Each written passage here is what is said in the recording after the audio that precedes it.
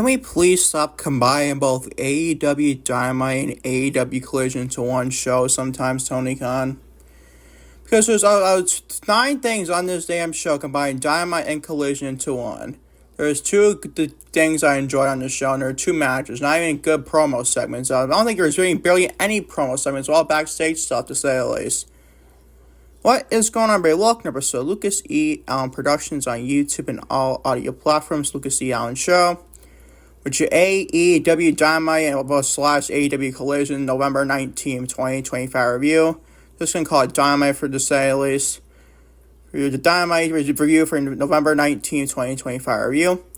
Here also always Lucas E. Allen Productions on YouTube and all audio platforms. Lucas E. Allen Show, obviously. For anything, follow me on social media, Twitter, Instagram, not Twitter actually, I left Twitter.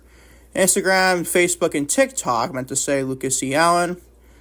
Watch on YouTube today, hit the like button, today's podcast, hit the subscribe button if you've done so already. Turn the bell for our post notifications when it's upload on YouTube. And always do a comment, think of my AEW Dynamite November 19, 2025 review. Those on watch on Spotify, do the same thing with a comment, think of my AEW Dynamite November 19, 2025 review. And also a 5-star rating would be very nice as well. Let's right into your introduction today, shall we? By the way, this is 3-hour Dynamite, basically, to combine both Dynamite and Collision to one, like I said at the top of the show. Not the greatest Dynamite, if you ask me. I did like the main event, though, to Mercedes Moné, my girl, Mercedes Moné, return in Boston, Massachusetts, her hometown, obviously. And Red Velvet becoming a Ring of Honor Undisputed Women's Champion, TV Champion, obviously. I did like that. I like the Toni story, Mina, Shirakawa, Alex Windsor, and also Riho. AEW Women's World Tag Team Title Tournament match. But other than that, I didn't enjoy this show whatsoever. There's a couple other solid matches like Shelton Benjamin, SpeedBall Mike Bailey to discuss. Hangman, Katsuyori, Shibata wasn't that bad. Other than that, like, basically all mid shit, as well, all bad shit as well to say at least. Including an opening match, not going to like whatsoever. Bobby Lashley defeats Ricochet to become the number 1 spot in the AEW National Championship Casino Gauntlet match at Full Gear. Fucking hated that match. This was a fucking filler of a match. I was 2 bald guys wrestling, and I didn't give a flying shit. Not because they're bald, I just didn't fucking care to say at least. Be discussing that. Those are the Young Bucks and Josh Alexander. Here's your 6-man telling go flying fuck match. This speed defeat SkyFly. Wonder what that is? I don't even fucking want to tell you. Dispute Scorpio Sky. And Jet Speed, I believe, as well. I don't fucking care, bro. It's not Jet Speed. It's me, Mike Bailey had a match on the show. Whatever, bro. You get the point. We're discussing that. Also, Shelton Benjamin defeats SpeedBall Mike Bailey to become the number 1 and number 2 spot in AEW National Championship Gauntlet match at Full Gear. That was a decent match, so we'll discuss that. So John Moxley and Claudio Castagnoli, 2 members of the Death Riders, defeat Orange Cassidy and Roderick Strong. Boring.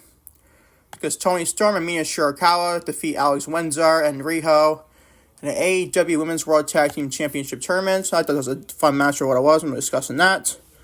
So Hangman Adam Page, reigning defending AEW World Champion, defeats Katsuyori Shibata in a decent match as well.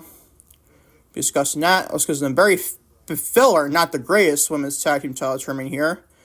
Megan Bayne and Marina Shafir, defeat Anna Jay and Ty Melo in the AEW Women's World Tag Team Championship Tournament. Be discussing that. Also, Kazuchika Okada, the reigning defending AEW basically Unified Champion, defeats Mascara Dorada to earn a Don Callis. So get this, boys and girls, to earn a Don Callis Family a CMLL World Trios Championship match. Oh, fucking joy. Kazuchika Okada Mascara Dorada match going to confirm for it's not even AEW World Trios titles, CMLL Trios Championships. Are you fucking kidding me, dude? I was just taken out of the match. I didn't give a flying fuck what the fuck the stipulation was. No, behold, because somebody didn't even give a shit to begin with. Be discussing that. Also, the best thing in the show, main event, obviously, the show, Mercedes Moné, my favorite, my girl, Mercedes Moné. 13 belts Moné defeats Red Velvet in the main event to become the undisputed Ring of Honor Women's World Television Championship. Not win a championship, she was also retain her championship, becoming undisputed Ring of Honor Women's World Television Champion. That was a very fun match, a great finish. Melo, the fun with a damn well that finish on the top rope. We discuss this all in today's podcast. Glad you're joining me. As always, contact this week's AEW Dynamite, November 19th, 2025. Review on Lucas Young Productions on YouTube and all audio platforms. Lucas E. Allen Show. Let's go on today's podcast, ladies and gentlemen. Starting with, you guessed it, Bobby Lashley defeats Ricochet. Two bald guys face each other the first match on the show. Bobby Lashley defeats Ricochet to become the number one spot in the men's AEW AEW National, not there's too many championships as it is. Your AEW National Casino Gauntlet match at Full Gear. Number one participant is Bobby Lashley. This, my friends, is an overall grade of a D fucking plus.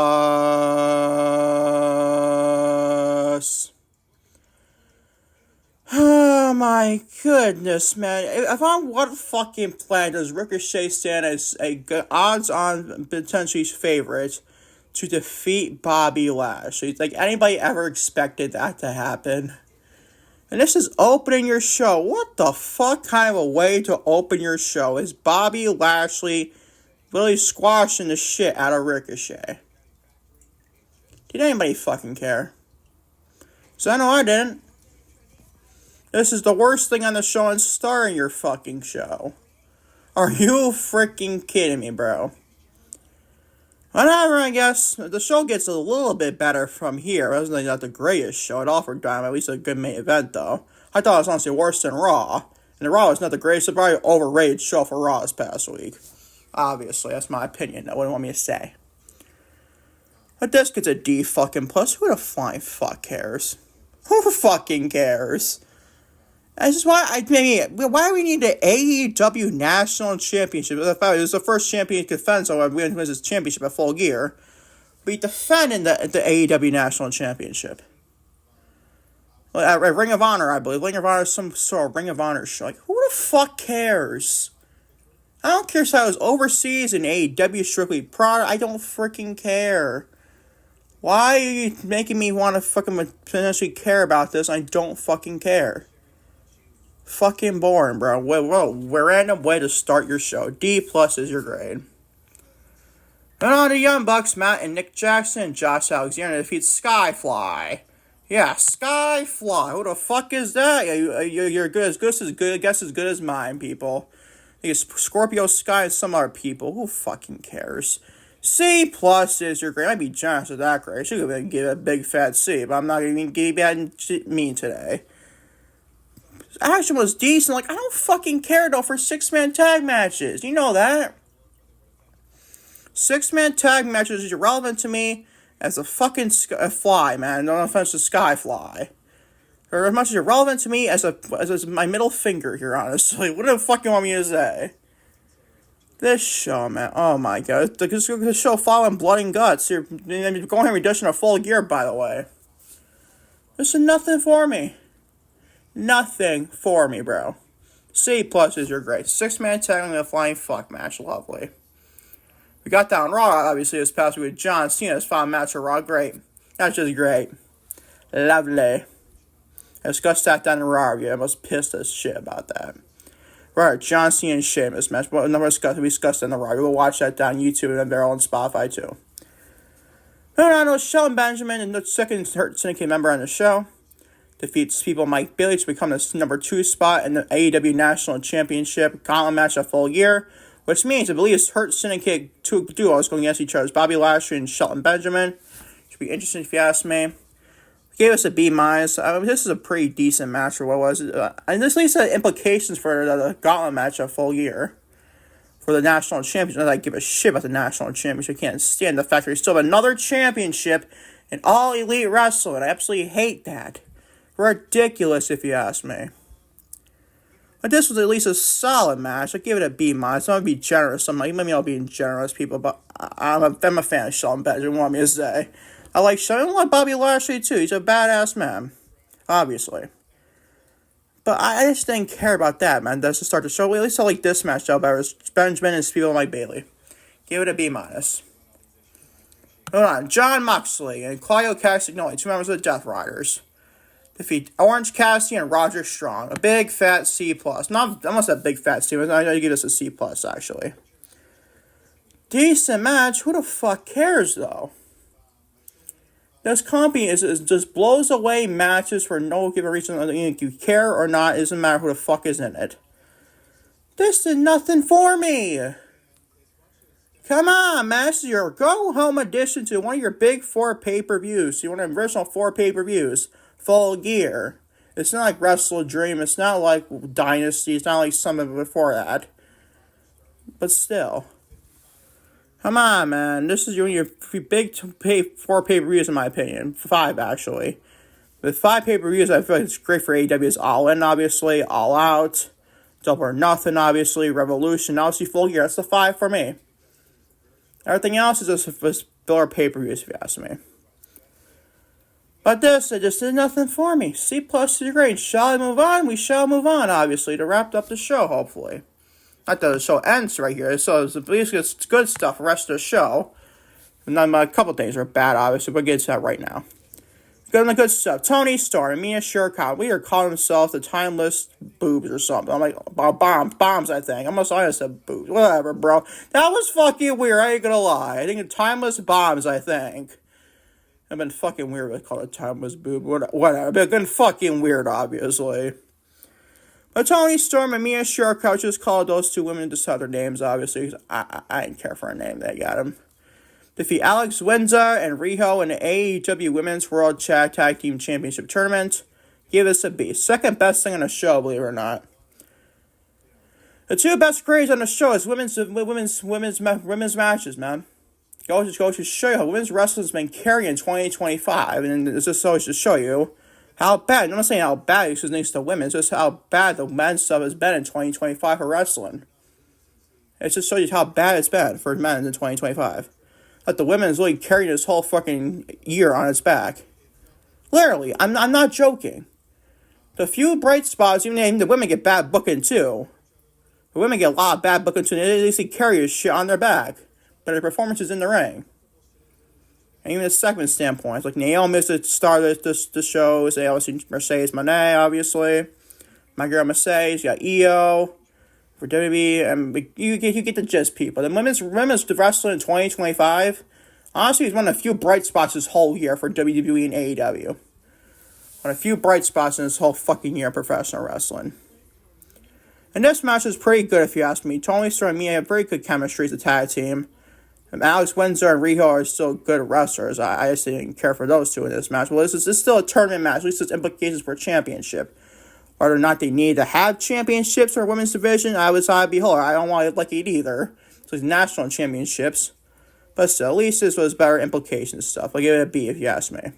Very good match, some very implications for Full Gear and stuff like that. Give this a B. And this is just me, people. We're going to discuss Hangman Page next. But this is me, or this feel like Mercedes Moné and Chris Down is more of a main event than Hangman Page and Samoa Joe.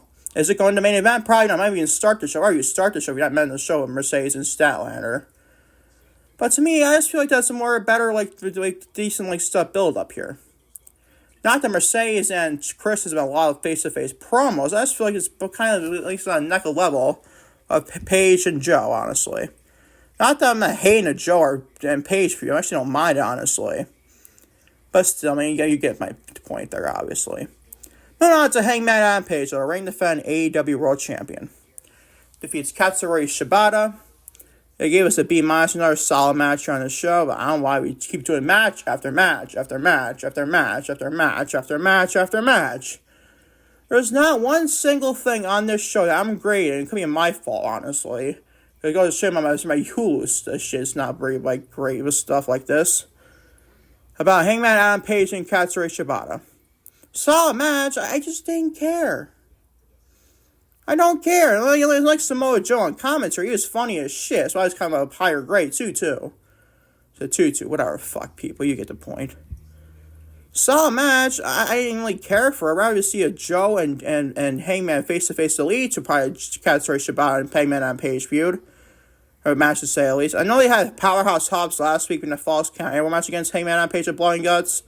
So that made sense to a Katsuyori Shibata match in Page. I don't understand that. At least can you develop something with Page and Joe, unless Joe wins the championship and drops it back to Hangman at the World's End. We need to find out with that. Probably doubt that happens, though. Let's discuss full year predictions, by the way, today in the podcast today. It's in the New Standard podcast today. So stay tuned for that, though, to say the least. And I'll upload YouTube and Spotify to say at least today. But this was kind of like random, if you ask me. Give it a B-. So it was still a solid match, if you ask me. Moving on to something not very solid. Megan Bayne. I love me some Megan Bayne. Oh, she was freaking badass and great. Megan Bayne and Marina Shafir defeat Anna Jay. We have news on her and Jay's podcast, by the way. And Ty Melo in an AEW Women's World Tag Team Championship tournament. This, my friends, is an overall grade of a C-. Second worst thing on the show. And this was not a very good match, ladies and gentlemen.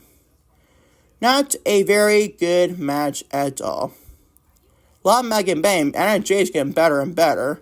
Not too solid Marina Shafir and Ty Melo, obviously, but still. Wasn't a fan of that at all.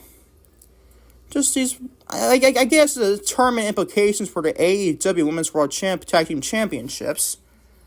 But still, man, I didn't fucking give a shit about this match.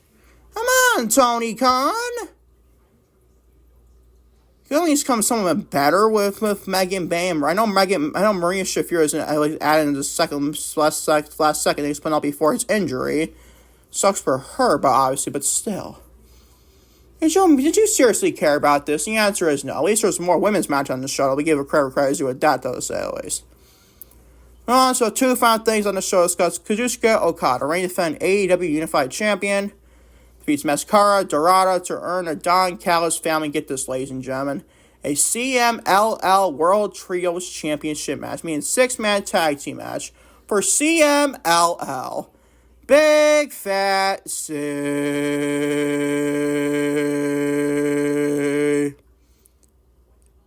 Are you fucking kidding me?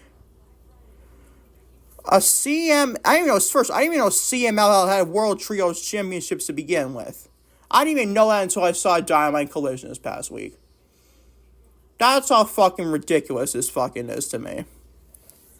Trios Champions. It's not even like the ones the Ops are home with Samoa Joe, Powerhouse Hobbs, and Katsuyori Shibata. It's not even that. I'm not saying it's heel versus heels. I understand that. But you think I'd give a shit about the CMLL World Trios Champions? I don't even give a shit about the AEW Trios Championships.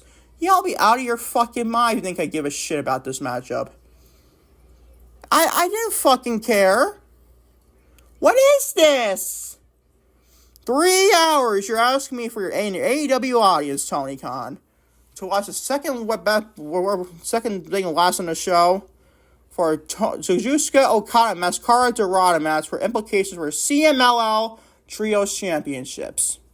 Are you fucking kidding me? That is just ridiculous if you ask me. I'm not complaining about Okada and Dorada match. I'm just saying for a fact, like, why is this implications for Don Callis Family a Trios Championship match for CMLL? Who the fuck asked for that? I know it's Collision, so it's half a dose of Collision. But still, man, I didn't fucking give a fuck about this. I did. Seriously, I did not care. How can you? A big fat C. Ronaldo, your main event was the best thing on the show, by the way. It goes to Mercedes Moné is freaking great and fuck the haters online.